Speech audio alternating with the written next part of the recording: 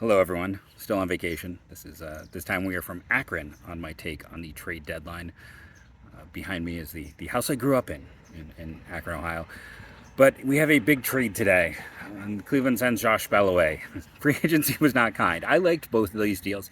Everyone liked the Josh Bell signing, and he hasn't been terrible. He's just been mid, right?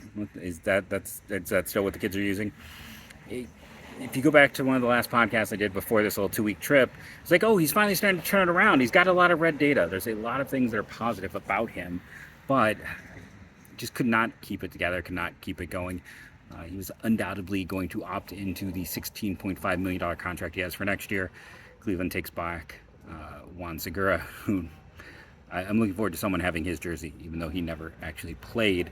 Immediately cut. It'll cost them $10.5 million to do that, so $6 million in savings. They got a completely worthless player, traded away one who was average, saved a little money, but before someone jumps in about cheapness, Cleo Watson is fascinating. I had him as the fourth best player in the 2021 draft, at all at 5'9". Best bat speed in the draft, some of the best exit velocities. He hit the ball hard, he hit it with authority. He was a fiery guy. I even wrote in my thing that some people loved the fire and others thought he was immature and obnoxious. It kind of depended on your view on him. You either loved him or you loved to hate him. That was Watson. The big occurrence a year ago was he got mad at a call and made and then pretended his bat was a gun and pretended to shoot the umpire. It's dumb. Now, we've seen players do a lot worse than that, so I don't know if I'm just so used to bigger red flags than that, but listen, he's an immature kid, and I think he hopefully learned from that lesson. Cleveland is buying low on a guy, getting him as the throw-in here, who was widely a top 10 pick, widely considered the best value taken in the 2021 first round, and an explosive athlete. Now, shortstop hasn't gone great for him.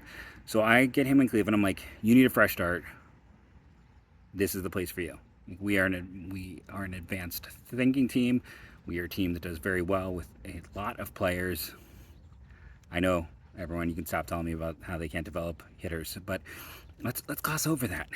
Let's focus on what he does well. That you are a supreme athlete. You have average to above average power, and you have a very strong arm, and you are a plus runner. Let's try center field.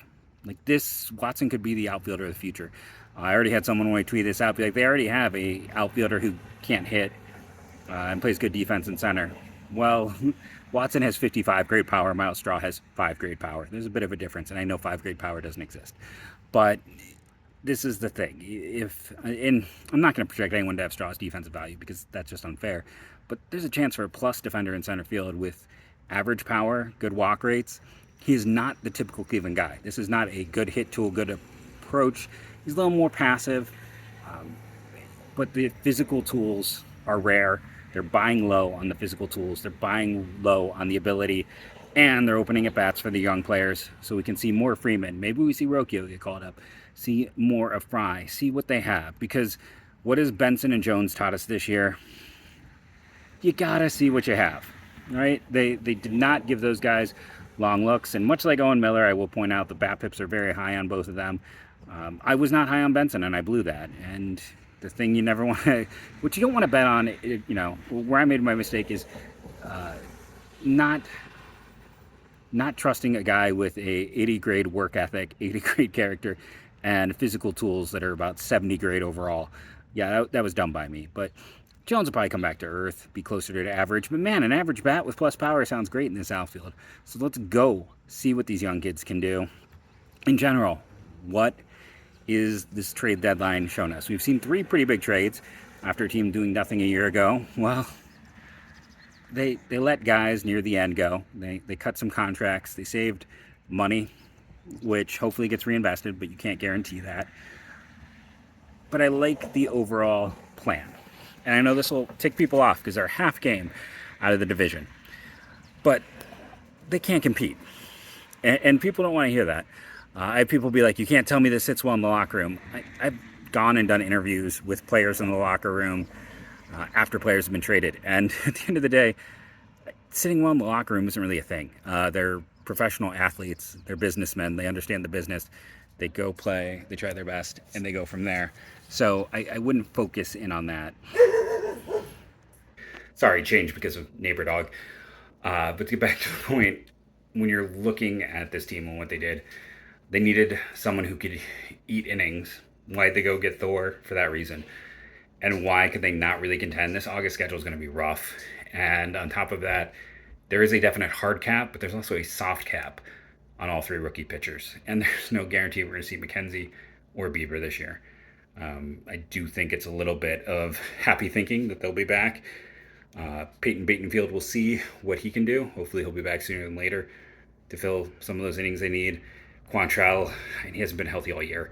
Makes one wonder if there's a bigger underlying issue.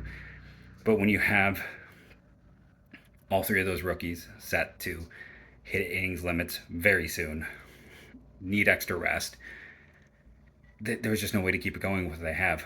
It's not what people want to hear, but that's the thing that needs to be talked about more. Three rookies on innings counts, on innings limits. They needed to do something, and there just wasn't the arms. They couldn't go out and get more innings eaters. Their own system, guys didn't step up like Hope this year. We'll probably see Gaddis. We'll probably see Cantillo. There just wasn't enough. So they traded Savali at peak, and this guy has been fantastic this year. And top 10 pitcher in the American League when he's been healthy. And that is the key caveat for his entire career. I feel like they were very motivated to move him, and it just so echoes Clevenger a few years ago, where they're like, we have to sell at peak now because we don't know what the future is going to hold health wise. And Savali's never thrown 130 innings, I believe, in the season ever. And I don't think he ever will. And Kyle Manzardo is fascinating. I think Keith Law put it best when he goes, the floor for him is a platoon bat. And some people are like, oh, that stinks. That's a floor. Like a good major league platoon bat is a floor. The ceiling being very close to something special, if not special. There's a lot for him, and people don't get focused on this year's numbers. He's got a bum shoulder. His exit velocities are up. He was trying a new approach to hit for more power. And, the story's out there. His mom needs a heart transplant. She's very sick. That's going to weigh on the guy.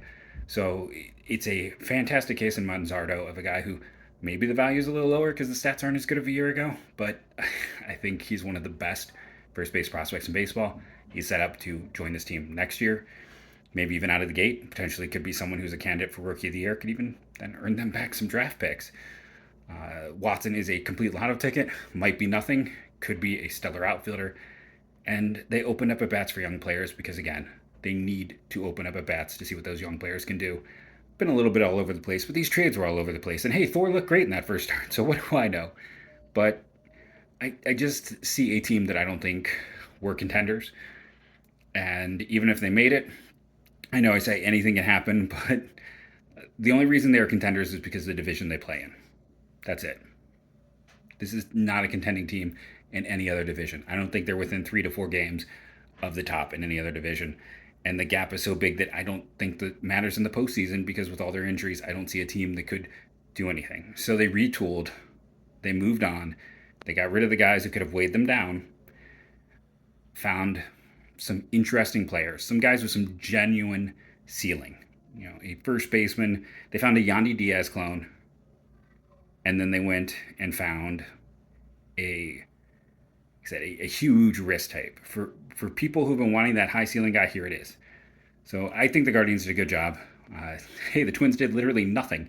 So yeah, Cleveland's weaker on paper, but I like where they're going with these. I think these are smart moves, and yeah, you may not agree, but I think the Cleveland Guardians are doing a good job, making some smart trades and really working it to make sure that the Guardians are a better team, maybe not now, but definitely in a year from now.